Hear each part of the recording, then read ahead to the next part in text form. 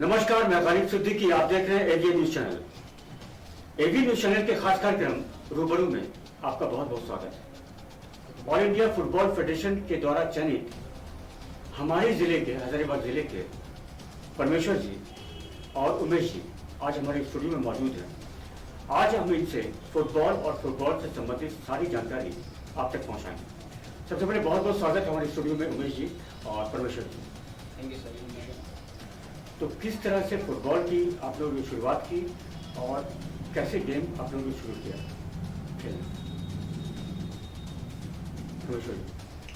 सबसे पहले हम लोग फुटबॉल खेला करते थे। हमने 5-6 साल डिस्ट्रिक्ट खेला। उसके बाद भैया मुरारी सिन्हा के द्वारा हमें मार्गदर्शन दिया गया कि आप लोग रेफरिंग करें। तो उन्होंने हमें मार्गदर्शन दिया और हमने उस पर काम करना शुरू किया। 2013 में हम लोगों ने नेशनल का एग्जाम दिया और फिटनेस का, वो पास करने के बाद 2014 में हमारा प्रैक्टिकल जमशेदपुर में था जहां हमने पास किया।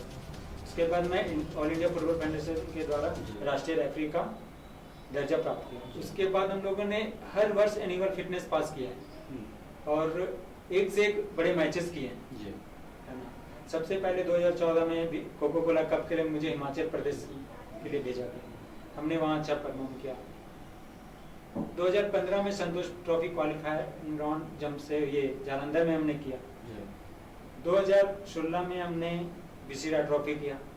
विसिरा ट्रॉफी खत्म होने के बाद मैं घर आया ही था कि हमें आईएफए शील्ड के लिए फिर चयनित किया गया और मैंने फिर कलकत्ता में जाके 1.5 महीना आईएफए शील्ड खेलवाया। घर आने के बाद 2-3 महीना रहा। उसके बाद इतने सारे मैचेस मिलने लगे कि अब टाइम ही नहीं मिलता है घर में कि हम घर में रह पाए। उमेश जी, किस तरह से आपने शुरुआत की? मैं भी बचपन में फुटबॉल खेला करता था। उसके बाद हजारीबाग में मैं भैया मुरारी सिन्हा के संपर्क में आया। उन्होंने हम लोग को बताया, फुटबॉल लॉ के बारे में बताया कि AIFF का जो लॉ है उसको पढ़ो। उसके बाद खेलने का एक अलग आनंद होगा, नियम जानना चाहिए किसी खेल को जानकर। हम लोग उसको जाने। उसके बाद हम लोग को मार्गदर्शन किए कि आप लोग रेफरी का तैयारी कीजिए और आप लोग नेशनल बनिए। फिर हम लोग तैयारी करना चालू किए और हम लोग नेशनल रेफरी बने, परीक्षा पास किए। मैं परीक्षा गुजरात में पास किया और प्रैक्टिकल कलकत्ता में पास किया। उसके बाद मेरा पहला पोस्टिंग था इम्फॉल, मणिपुर।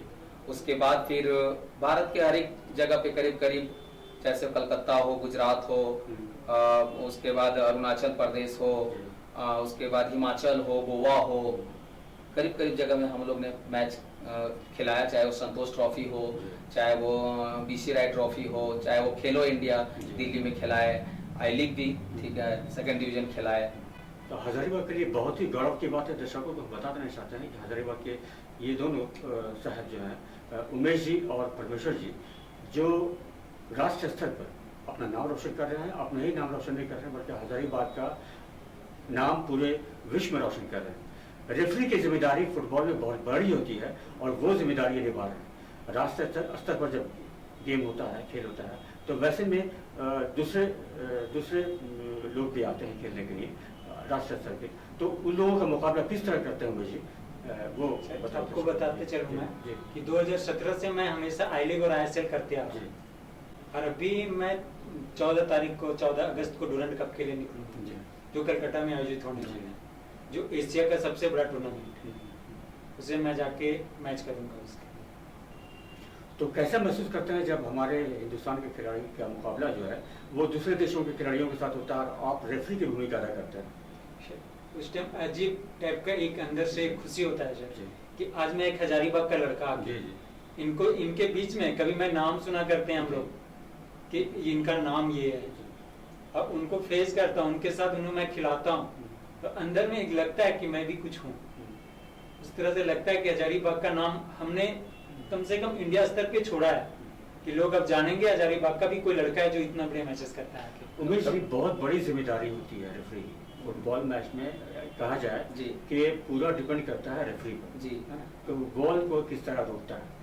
तो कभी कभी ऐसा भी होता होगा जब एक बॉल का मामला होता होगा तो उस टाइम आप बॉल को रोकने वाले होते होंगे। हिंदुस्तान और गैर मुल्क के लोग जो खेला करते हैं तो वैसे भी कैसे महसूस करते हैं? देखिए, बचपन में कभी पेपर में पढ़ते थे, न्यूज में देखते थे, जिन लोगों का नाम सुनते थे उनके पास जब सामने खड़े रहते हैं तो हमारे कुछ रेफरी असेसर जो रहते हैं बन गए हैं, मैच कमिश्नर रहते हैं, और जो वीआईपी प्लेयर्स हैं जिनका नाम सुनते थे, उनको जब सामने रहते हैं, किसी को खिलवाते हैं या किसके अंडर में हमको भी रहना पड़ता है, तो बहुत अच्छा लगता है। ठीक है, लगते रहता है कि हम लोग हजारीबाग जगह से आकर यहाँ उनका नाम को हम आगे बढ़ा रहे हैं। अब मुखातिब होना पड़ता है, और दूसरे जगह के विदेशी प्लेयर या आउट ऑफ झारखंड के प्लेयर या जितना भी है, उनको लैंग्वेज तो इंग्लिश सीखना ही होगा। ठीक है, एक सिलेबस है कि how to handle the match, उनको हमको करना है, क्योंकि वो हिंदी नहीं जानते हैं, तो उनको कन्विंस करने के लिए तो स्पोर्ट्स में हम लोग को बताया जाता है, तो हम लोग उस पर भी तत्पर रहते हैं। कौन सा मैच ऐसा हुआ परमेश्वर जी जिसको जीतने के बाद आपने बहुत खुशी हासिल की, बहुत खुशी लगी? हर बड़े मैचेस जब करते हैं सर आई लीग के, जहाँ की हमें लाइव देख, ऑल इंडिया में लाइव देखता है, वो सारे मैचेस लाइव चलते हैं, और जब वो मैचेस करके हम लोग आते हैं और अच्छे करते हैं ना, उस टाइम लगता है कि आज हमने बहुत बड़ा काम किया। सर मैं आपको बताऊं, जब मैं शुरू आई लीग के लिए शिलोंग गया था, जब मैं पहली बार कैमरा देखा था तो मेरे आंख में आंसू आ गया था कि आज हमको ऑल इंडिया फुटबॉल क्या, मेरे घर परिवार पूरा हजारीबाग हमको देखेगा कि आज ये हजारीबाग का लड़का मैच कर रहा है। वो खुशी सर लाइफ में हम नहीं भूल सकते कि उतना बड़ा पहली बार कैमरा के सामने मैच करना, और पूरा हजारीबाग के लोगों ने उस दिन मैच देखा था।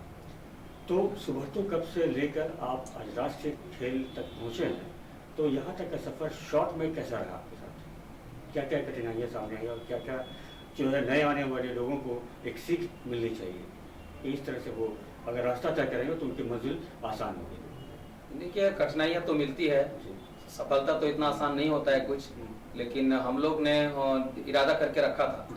लड़के बहुत थे एग्जाम देने वाले, यहाँ से लेकर पूरा झारखंड में जो सिलेक्शन हुआ उसके बाद हम लोग बाहर नेशनल के लिए जाते हैं, तो हम लोग का परफॉर्मेंस 3 साल यहाँ भी अच्छा चला झारखंड में, उसके बाद भी हम लोग बाहर गए, बहुत तकलीफ का सामना करना पड़ा। ठीक है, कभी गरीबी का या कभी चीज़ों की कमी हुई, लेकिन हम लोग नज़रअंदाज करते गए। पुराने फुटबॉलर लोगों से हेल्प मिला, खास करके भैया मुरारी सिन्हा से बहुत हेल्प मिला हम लोग को हर एक तरह का, और हम लोग चाहे कि हजारीबाग जब हम लोग दोनों लड़के ट्रेन में जा रहे थे गुजरात, तो शपथ लेके गए थे कि हम लोग रिजल्ट लेके आएंगे, तो हम लोग को पूरा रिटेन भी अच्छा था और प्रैक्टिकल फिटनेस भी बहुत अच्छा था। तो हम लोग ने दिक्कतों को नहीं देखा पीछे उलट कर, क्या कठिनाई है उसको नहीं, रिजल्ट पे एकदम लक्ष्य गोल पे था। और एक इंग्लिश में कहावत है, sincere labour never goes in vain, तो इसके पर मैं चला और मुकाम हासिल किया सर। अच्छा, हम सुबर्तो कप की बात करते हैं। हजारीबाग जिले में सुबर्तो कप जो हो रहा है, तो इसमें यहाँ के लोगों ने आपको याद नहीं किया। एक बहुत ही दुख की बात है कि राष्ट्रीय स्तर के खिलाड़ी आप लोग हैं, उसके बावजूद जो है आपको याद नहीं किया गया। क्या वजह रही, क्या वजह रही? सर ये तो हजारीबाग का सबसे बड़ा दुर्भाग्य है सर, कि लोग हमारा एक्सपीरियंस बोलिए या तो हमारी सेवा लेना नहीं चाहते, और उन लोगों से मैच करवाते हैं जिन्होंने कभी रूल पढ़ा भी नहीं है और ना ही तो कभी फिटनेस पास किया। हम लोग का सर हर वर्ष एनुअल फिटनेस होता है जो हमें पास ही करना पड़ता है, अगर आप पास नहीं कीजिएगा तो आपको मैचेस नहीं मिलेंगे। और यहाँ ऐसे हैं कि जिन्होंने कभी रेफरिंग का बुक तक नहीं कर देखा, आज उनसे वो मैच करवा देते हैं। तो ये हजारीबाग का दुर्भाग्य है सर। और सर यही नहीं, खेल विभाग के द्वारा जितने भी फुटबॉल के मैचेस होते हैं उनमें भी नहीं पूछा जाता। तो कमेटी में कैसे लोग हैं कि उन्हें अंदाजा भी नहीं हुआ कि राष्ट्रीय स्तर के खिलाड़ी हमारे हजारीबाग के हैं, उन्हें बुलाने के बाद फायदा होगा, उसके बावजूद भी नहीं बुलाया गया? सर ये तो कमेटी के लोग ही जानेंगे जी, इसमें तो हम तो नहीं बता पाते हैं कि लोग हमें बुलाना क्यों नहीं चाहते, या हमारी सेवा क्यों नहीं लेना चाहते। सर हमें मैचेस की ये नहीं है वो कि हम मैचेस करें, बट अगर मेरे सम्मान मिलना चाहिए, सम्मान मिलना चाहिए, लेकिन है ना सर कि हम दोनों के अलावा अभी 3 और नेशनल होने के कगार पे खड़े हैं हजारीबाग के, जो कि अगर एग्जाम हो तो वो तीनों एग्जाम के लिए जाएंगे। अगर अच्छे से दिए तो हो सके कि आगे साल हम यहाँ 2 बैठे हैं, आगे साल 5 बैठेंगे आपकी खुशी को। अच्छा उमेश जी, स्पोर्ट्समैन होने के नाते सरकार के द्वारा क्या फैसिलिटीज मिली अभी तक आप लोगों को? फैसिलिटीज तो उतना कोई खास नहीं मिला, लेकिन जो भी मिला ऑल इंडिया फुटबॉल फेडरेशन से मिला, एकदम बहुत फैसिलिटी मिला उनका। वो तो होता है कि मैच राज्य सरकार से कुछ भी उतना नहीं मिला जी, ठीक है, जो मिला वहीं से मिला, भारतीय फुटबॉल फेडरेशन से ही मिला। तो देखा जाता है कि स्पोर्ट्समैन जो होते हैं उनका एक कम से कम सरकार के द्वारा एक जॉब जो है मुहैया करवाया जाता है, तो वैसे कुछ बात हुई कहीं आपने कहीं नहीं, हम लोग सुने थे तो हम लोग सर्टिफिकेट मंगाए। हम लोग वहाँ से सब लोग सर्टिफिकेट मंगाए, जितने हम लोग 5-6 लोग पूरा झारखंड में थे, हम लोग सर्टिफिकेट मंगाए, लेकिन उसका कोई उचित पहल नहीं हुआ, जिसके चलते हम लोग तो सोचे थे कि हेमंत सोरेन के राज्य में जितने भी इंडिया बिल्ला वाले हैं, ठीक है, चाहे वो किसी खेल से हैं, चाहे वो रेफरिंग में है, चाहे वो कोच में है, चाहे वो प्लेयर है, ठीक है, उनको मिलेगा ही मिलेगा, लेकिन हुआ नहीं ऐसा सर। सुने तो बहुत खुशी थी, लेकिन ऐसा हुआ नहीं। परमेश्वर जी, और क्या क्या कमियां हैं हमारे जिले में? जितने भी खिलाड़ी हैं, जितने भी लोग फुटबॉल को पसंद कर रहे हैं, तो उन्हें क्या सीख देना चाहेंगे, क्या करना चाहिए उन्हें कि आगे बढ़ सके, वो इसमें अपना करियर बना सके? सर रेफरिंग में करियर बहुत अच्छा है, आप जॉब करते हुए भी रेफरिंग कर सकते हैं। जी जी। और उसका मजा कुछ और है। और इंडिया में ऐसे भी रेफरीज हैं जो कि जॉब करते हैं, और जब उनका अपॉइंटमेंट लेटर इश्यू होता है, वो अपॉइंटमेंट लेटर दिखा के वो मैच के लिए चले आते हैं, उन्हें कोई नहीं रोकता, जबकि और उन्हें भेजा जाता है।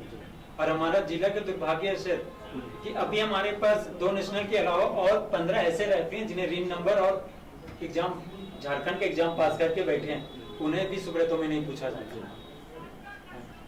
अच्छा, अभी जो कलकत्ता में गेम होने वाला है, बहुत ही बड़ा गेम है, उसके संबंध में क्या है, किस तरह से तैयारी कर रहे हैं? ये डुरंड कप अभी परमेश्वर जा रहा है जी हाँ। तो 14 को रिपोर्टिंग है, और डुरंड कप फुटबॉल का बहुत ही बड़ा गेम है। ये हजारीबाग के लिए बहुत ही अपॉर्चुनिटी है, बहुत बड़ा अपॉर्चुनिटी। ये अवसर किसी को नहीं मिला। गर्व की बात है कि हजारीबाग के लड़का डुरंड कप खिला रहा है। डुरंड कप खिला रहा है। हाँ, और एज ए जज। जी हाँ। तो उसमें किस तरह से तैयारी कर रहे हैं परमेश्वर जी? शेर हम लोग तैयारी नहीं करते हैं, हम लोग बस अपने फिटनेस पे और अपने डिसीजन को देखते हैं। वो सर हम अभी नहीं बता सकते हैं कि हम एक वहाँ क्या करेंगे। हाँ, वो सिचुएशन बताता है, सिचुएशन होता है। हाँ, वो गेम में सिचुएशन क्या आएगा उस अनुसार हम लोग प्रिपेयर होते हैं कि अगर ऐसा सिचुएशन आएगा तो हमें क्या करना है।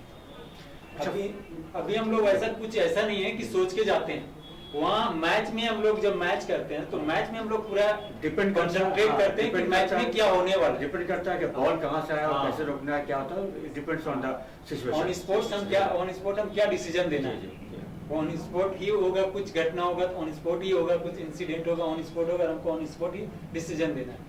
यहाँ हम आपको नहीं बता सकते हैं कि ये होगा, हम ये डिसीजन वहाँ देंगे। अच्छा, खेल प्रेमियों को अगर हम बात करें, उमेश जो परमेश्वर, ये दोनों से सवाल है हमारा, तो क्रिकेट का के प्रति जो है लोगों का आकर्षण ज़्यादा बढ़ा है कई सालों में, और फुटबॉल से कम हुआ है, तो इसमें क्या वजह है? हाँ, वजह यही है कि पहले उनको हाईलाइट नहीं किया जाता है फुटबॉल प्लेयर्स को।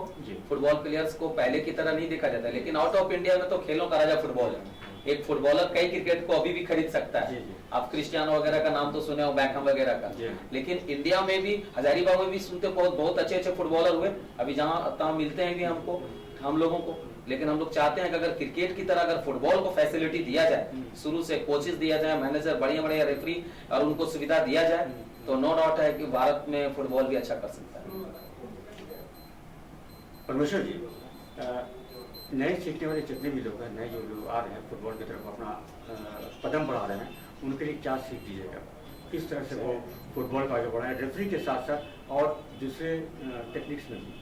सर इसमें है ना कि आप मेहनत पूरा लगन से कीजिए, लगन से कीजिएगा, मेहनत कीजिएगा तो आपको सफलता जरूर मिलेगी। इसके साथ साथ सर आप वैसे लोगों के साथ रहें जिन्हें नॉलेज हो, वैसे रेफरी के साथ मैच खेलें जो आपको कुछ सिखलाए। अगर आप रूल से हटके मैच खेलते हैं तो सर आप ऊपर नहीं जा सकते, क्योंकि आगे आप जाइएगा वहाँ कोई रेफरी मिलेगा आपको। अगर नॉलेज ही नहीं है, इसमें कार्ड है, रेड कार्ड, आप 5 मिनट में रेड कार्ड लेकर आइएगा तो कोई बड़ा क्लब आपको नहीं लेगा, क्योंकि वो नहीं खोएगा ना अपना सर। अपना 90 मिनट का गेम में 5 मिनट में अगर कोई प्लेयर रेड कार्ड खाता है तो बाकी वो तो 85 मिनट 10 प्लेयर से खेलेगा, तो फिर वो क्लब ही आपको नहीं रखेगा। वो बहुत तरह का रूल है सर। बट यहाँ के क्या कि लोग, अभी सर मैं आपको बता रहा हूँ हजारीबाग फुटबॉल का स्थिति, हमने ग्राउंड मांगा सर फुटबॉल लीग के लिए डीएसओ को, तो डीएसओ हमने बोला कि हम 4 से 6 ग्राउंड नहीं दे सकते क्योंकि उस टाइम हॉकी के प्लेयर खेलते हैं। जबकि सर इतिहास गवाह है कि कोलंबस ग्राउंड में, कोलंबस के सामने जो ग्राउंड है न्यू स्टेडियम, हमेशा फुटबॉल लीग वही होता आ रहा है, जहाँ से हम लोग को होश है, हमेशा होता है, हमेशा वही होता आ रहा है। आज डीएसओ बोलते हैं कि वो हॉकी का प्लेयर खेलते हैं, वो स्कूल के बच्चे, तो सर फुटबॉल ये बताइए कि फुटबॉल के क्या 25-30 के बाद खेलते हैं बच्चे? होती स्कूल और कॉलेज के बच्चे, स्कूल से शुरू होता है, तो फिर डीएसओ क्यों नहीं अलाउ किए सर? इस पे तो हमें उस दिन भी गुस्सा आया। देखिए, इस मामले में हम भी आपका साथ देंगे, हम भी इस आवाज़ को बुलंद करेंगे ताकि डीएसओ जो है इस तरह का ग्राउंड जो है आप लोगों को अलॉट करे। उमेश जी, क्या संदेश आप देना चाहेंगे बच्चों को? संदेश के तौर पर है कि वो अपना फिटनेस, खान पान, अच्छे लोगों का संगति और गोल जो है अपना अचीव करने के लिए अपने लक्ष्य के प्रति बढ़ते रहें, लेकिन अच्छे लोगों के बीच में हमेशा रहें। जी हाँ, बहुत बड़ी बात कही, बहुत ही अच्छी बात कही आपने। तो बहुत बहुत धन्यवाद हमारे स्टूडियो में आने के लिए परमेश्वर जी, उमेश जी। फुटबॉल एक ऐसा गेम है जिसमें सबकी जिम्मेदारी अलग अलग होती है और सबसे बड़ी जिम्मेदारी होती है रेफरी की, जो ये लोग हमारे राष्ट्रीय स्तर पर खेले जाने वाले सारे गेम में निभा रहे हैं। हमारी शुभकामनाएं हैं कि बड़े बड़े गेम में ये हिंदुस्तान का नाम रोशन करें और ख़ास तौर से हिंदुस्तान के अंदर जो हजारीबाग है उसका नाम पूरे विश्व में रोशन। धन्यवाद। धन्यवाद।